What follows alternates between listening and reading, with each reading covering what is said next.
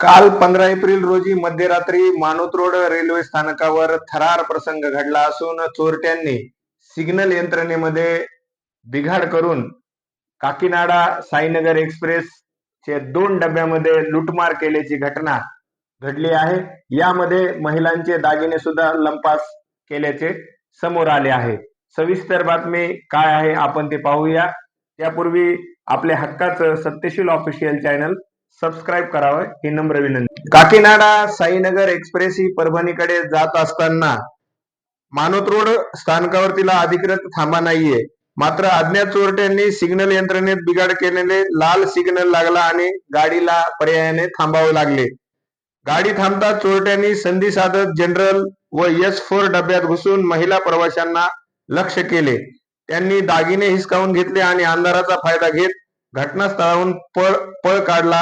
ही घटना इतक्या वेगाने घडली की रेल्वे सुरक्षा बलाचे जवान घटनास्थळी पोहोचण्यापूर्वी चोरटे फरार झाले होते.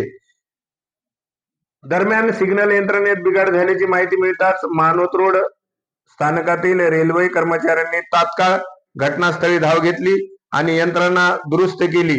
या संपूर्ण प्रकारामुळे एक्सप्रेस तब्बल 40 मिनिटं स्थानकावर खोळंबून राहिली. या धक्कादायक प्रकारामुळे प्रवाशांमध्ये भीतीचं वातावरण दिसून आल्याचे चित्र या ठिकाणी रेल्वे स्थानकावर दिसून आलेलं आहे. या घटनेची माहिती मिळताच रेल्वे सुरक्षा बलाचे अधिकारी घटनास्थळी धाव घेतली असून श्वान पथकाद्वारे या घटनेचा तपास केला जात आहे.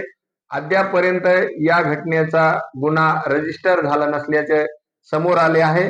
गुन्हा नोंद करण्याची प्रक्रिया सुरू असल्याची माहिती रेल्वे पोलिसांकडून मिळत आहे.